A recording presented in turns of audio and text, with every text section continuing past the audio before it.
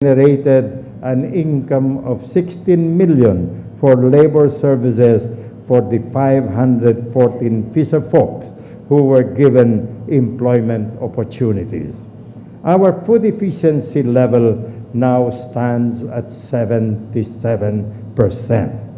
Thanks to our steadfast rice farmers who braved the series of flooding that visited us last year, our efforts of increasing farm productivity have truly held the production line.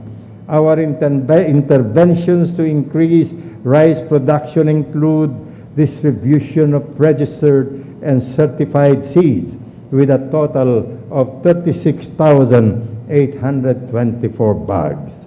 To supply the seed requirements of our farmers, irrigated rice and rain-fed rice farms are technically supported and regularly monitored. Corn as a commodity is equally given the assistance. We have distributed yellow and white corn seeds to thousands of farmer beneficiaries and established 15 techno-demo farms across the province. Our animal redispersal program continues to grow another cycle every year. The herd of cattle, cow, and goats now stand at 3,527 heads, tended by the hands of 100 Davao-known farmers. Instrumental to this success is the strong animal health program of our provincial veterinary office. We continue supporting the implementation of modern technology to control, if not eradicate, rabies, improve animal breeding through artificial insemination, small ruminant genetic improvement, and intense monitoring of animal diseases. In 2011, a total of 16,555 livestock underwent animal health procedures. Seeing our promising program for animal health and propagation, we were chosen by a U.S.-based NGO, Land O'Lakes, to be its partner in developing its 23 million peso dairy project in New Corelia. This is a testament to our public-private partnership trust. As we attend to our principal primary economic driver, which is agriculture, we also gave due attention to our infrastructure requirements to enhance the ongoing socio-economic development. In 2011, we undertook 308 infrastructure projects with a combined amount of 493.8 million pesos. 27% of this 300 was charged to 2010 continuing appropriation, 52% from 2011 current appropriation, 8.7% from various trust funds, and 11% from the remaining funds of the stimulus loan facility. It can be remembered that we availed of a loan facility to finance our RDR Wills flagship project known as No Barangays Left Behind in 2010. From the 2010 continuing appropriation, we completed 82 projects. It has a combined cost of 294 million, which we utilized to construct public buildings, fencing projects, hand-washing facilities in schools, rural electrification, and community water system. Completed 155 projects. These included dikes, drainage system, RCPC, maintenance of provincial roads, among others. Through a loan facility, we started our Norte Provincial Sports Center. By turnkey agreement, hopefully, we would be able to inaugurate it on 12/12/12.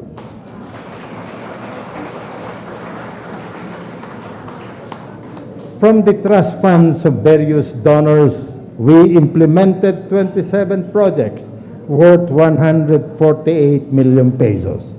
From DIDP alone, we got 5.3 million from going. Our Provincial Engineers Office estimated favorably the completion of the Kapalong-Talaingod-Bukidnon Highway up to within our territory by 2013. The DPWH had assured us of a 200 million funding to accomplish this national government project. Improvements in Kilometer Zero in Asuncion is also taking shape. We are glad to hear President Aquino's latest pronouncement that he would complete the 25-kilometer road all the way to Baruela, Agusan del Sur. So far, about 160 million has been released for that road network in Asuncion towards Igangon, all the way to Laak, and all the way to Baruela, Agusan del Sur. On environmental governance, we are rated high by LGPMS. It looks into 4 areas: forest ecosystem management, freshwater ecosystem management, coastal marine ecosystem management, and urban ecosystem management. In all areas, we were declared excellent, save for urban ecosystem management. In particular, LGPMS took notice of our strong support to 2 billion trees greening program of President Aquino. Through our Provincial Environment and Natural Resources Office, we implemented small watershed rehabilitation project through which we were able to produce 73,000 seedlings of mahogany and spread them across 47 hectares in the hinterlands of Talaingod, Kapalong, and San Isidro. For economic purposes, we also actively engage in developing agro-tropical fruit farms, using the diversified 1,500 seedlings of durian, lanzones, rambutan, mangosteen, cacao, and coffee were planted to almost 28 points. We continue encouraging our people to plant rubber trees. To date, 12,500 seedlings in San Isidro.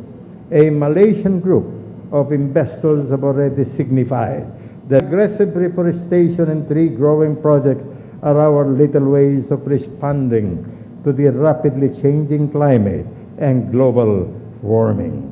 It protects our communities from landslides. It preserves the integrity of our watershed and provides nesting place for our biodiversity, and it mitigates the impact of disasters to our lowland communities. All of these are made possible because we value governance as a tool to achieving our development goals. We value transparency and accountability as required by the DILG Seal of Good Housekeeping, which is a broader benchmark for LGUs. We enhance our drive for transparency by tapping on the electronic highway as far as bidding and procurement processes are concerned. Through our Provincial Government General Services Office, or PGSO, we attained another milestone in e-governance through electronic BAC system, where schedules of the Bids and Awards Committee are published in our website. Forms are made available online, thereby reducing red tape. We installed CCTV cameras on strategic corners around the capital to monitor the safety of our transacting clients. We computerize our daily time records to ensure that our employees report on time. We publish development-related news and information through our website and Facebook to let the world know of our sincere development efforts. In strengthening these good governance practices, we are being assisted by the Philippine-Australia Human Resource and Organizational Development Facility. This is a major component of the annual 40 million provincial roads maintenance facility. Through this facility, our various departments are introduced to effective ways of sustaining road maintenance, transparent and accountable budget and expenditure management system, fully functioning internal control systems, and coming up with comprehensive internal audit, transparent procurement process, and coming up with a comprehensive human resource development plan with emphasis on gender and development. For others, this may be too many a milestone at so short a time. We take the compliments, but we are also aware that much is yet to be done. The 2011 LGPMS is citing important measures that we should undertake this year, and we seek again the favorable intercession of our Sangguniang Panlalawigan to pass the following measures that are already on the public hearing phase. The Provincial Investment Incentives Code, the revised Provincial Housing Code, the Provincial Public Safety and Security Code, the Provincial Health and Sanitation Code, and the Provincial Tourism Code. Last February 2012, at the Sangguniang's Legislative Summit, we already agreed in principle to adopt these important and primary priority proposals. The same call we extend to our executive departments to address the following deficiencies. To our PHRMO, we need to establish a functional database for personnel competencies. To PTO and TASO, we need to network your property assessment among LGUs from the municipal to provincial levels, enforce civil remedies on tax delinquencies, and come up with mechanism to reduce our dependence on the Internal Revenue Allotment, or IRA. To our PPDO, we need to ensure adequate sectoral representation in the Provincial Development Council and establish a working housing program. To PHO, we need to propose appropriation for the surveillance and monitoring of the magnitude of acquired immune deficiency.